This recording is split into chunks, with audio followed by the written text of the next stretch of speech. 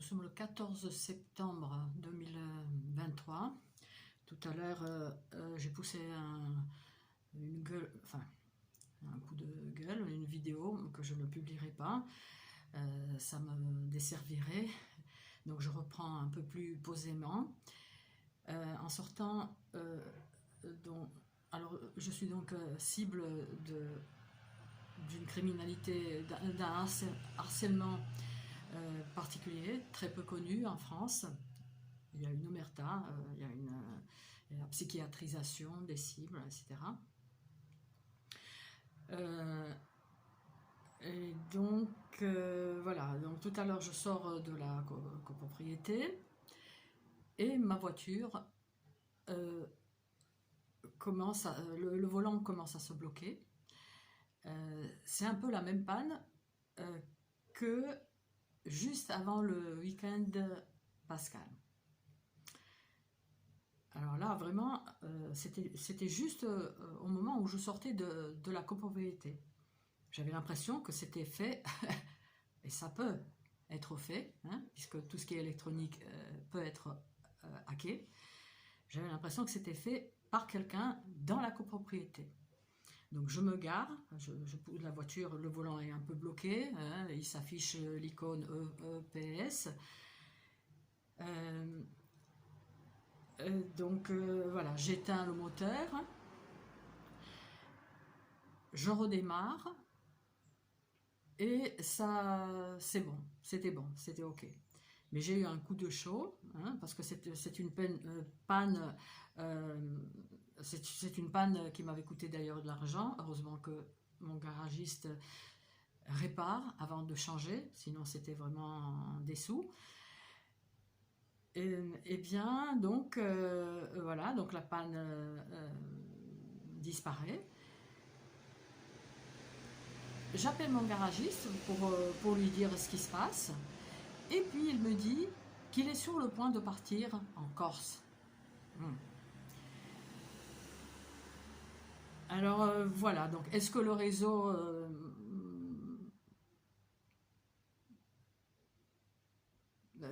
comment dire, est-ce que le réseau s'imaginait que j'allais appeler tout de suite, ou est-ce qu'ils ont levé le pied, hein, à supposer donc que ça soit fait par ces réseaux criminels, hein, lorsqu'on est cible de harcèlement global, comme c'est mon cas, comme c'est le cas de milliers de personnes, peut-être aussi le vôtre, rien n'arrive par hasard.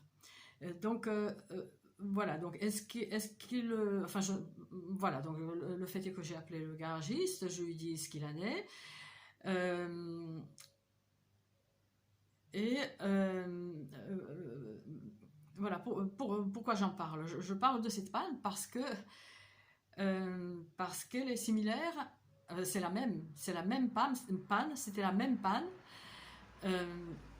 qu'il y a dans quelques mois, et il y a quelques similitudes entre ces deux pannes, à savoir que juste avant, donc lors de la première panne, donc il y avait à l'endroit où j'étais garée en face, sur le petit parking, en face le restaurant très connu à Nice, Lou Pantai. Il y avait un policier qui allait, venait, pas très loin de ma voiture. Ça, j'aime pas tellement, mais bon, voilà, à 20h du soir, rarissime, mais bon, c'est possible, hein. J'avais retenu, mais j'ai pas prêté attention. Par contre, je me suis rappelé de sa présence quand le lendemain, ma voiture est tombée en panne, donc le volant bloqué, il a fallu enfin bref, bon. Et là, pareil, hier, donc le 13 septembre 2023, je descendais vers les 10h le boulevard de Cigné, et une voiture de policiers me collait, bon, elle était derrière, elle aurait pu me doubler, elle l'a pas fait. Bon, j'ai l'habitude qu'ils sont autour de moi, qu'ils mettent un peu peut-être la pression.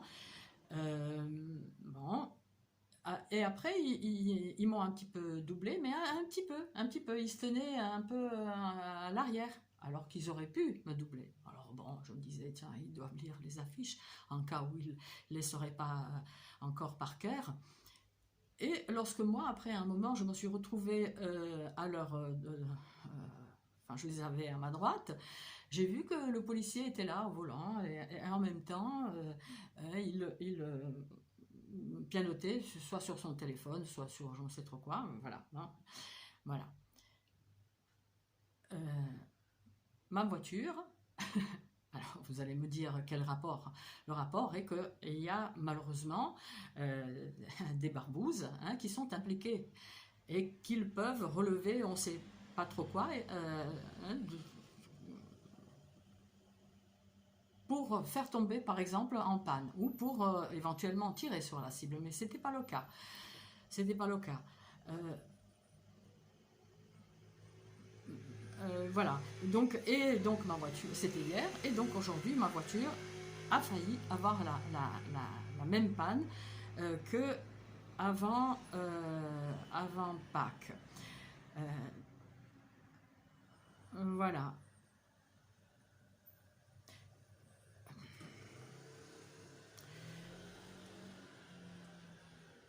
Concernant mon garagiste, euh, c'est vrai que les gens qui aident la cible, qui rendent service à la cible, sont embêtés, hein, pour ne pas dire pire.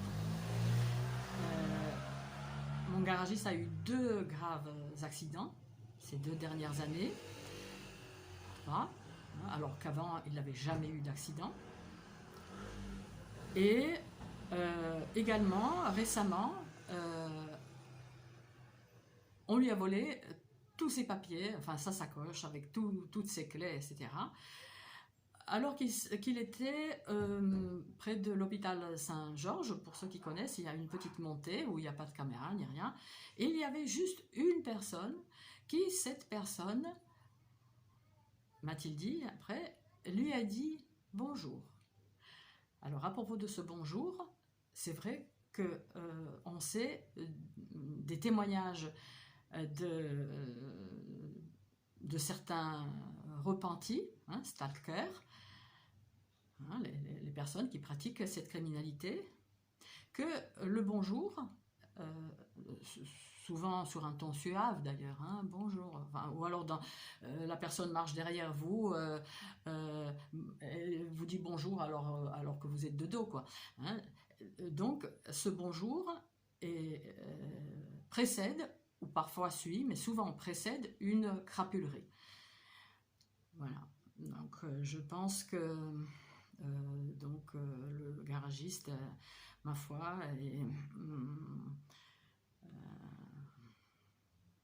paye le fait qu'il s'occupe de ma voiture, qui doit leur sortir des yeux à tous, hein, couverte d'inscriptions contre cette criminalité crapuleuse.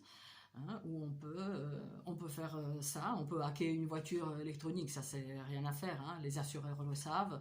Il paraît que même certaines assurances couvrent par exemple l'ouverture sans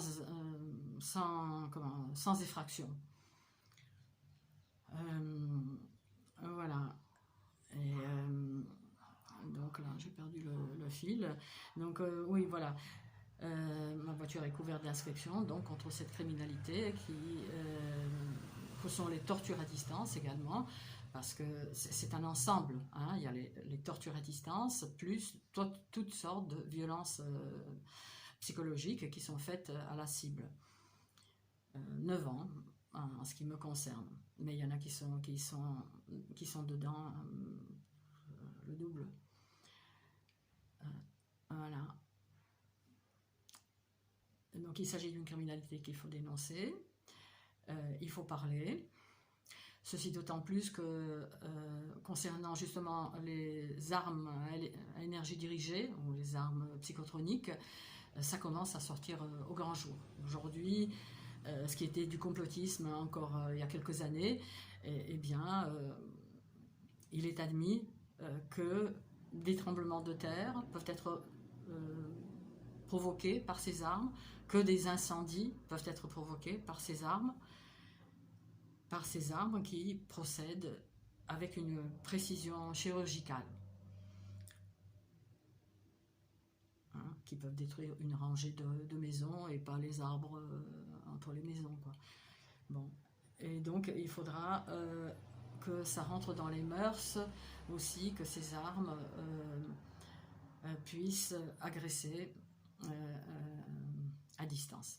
Voilà, donc ça c'est pour le volet harcèlement électromagnétique, même si bon, dans cette petite vidéo, j'aborde un autre problème qui est donc des nuisances à la cible, de préférence des nuisances qui causeront une perte de temps, des ennuis et surtout une perte d'argent aussi. Alors voilà. Le harcèlement, qui est une des soumissions actives les plus courantes et les plus ordinaires des services secrets. Une opération de harcèlement peut être dirigée contre des individus isolés ou des entreprises et organisations diverses, n'est-ce pas, pour contraindre une personne ou un groupe de personnes donc à se soumettre, voilà, à la volonté d'un service secret, par exemple, ou celle d'un gouvernement, via un intermédiaire qui ne se présentera jamais clairement comme un agent de ce même service, ceci afin de ne pas courir le risque d'exposer publiquement celui-ci, soit à pousser un individu ou une entreprise à cesser une activité ou à quitter le pays, soit donc par l'élimination sociale ou physique d'un individu. Voilà, donc ça c'est pour les services secrets qui sont bien sûr hors la loi tout le temps. Et qui peuvent faire, qui sont derrière ce qui nous arrive, à nous autres cibles, individus cibles. Donc, honneur aux policiers qui méritent leur uniforme. J'ai eu l'occasion de rencontrer quelques-uns de ces personnes qui sont épuisées d'ailleurs par leur travail et qui le font en leur âme et conscience.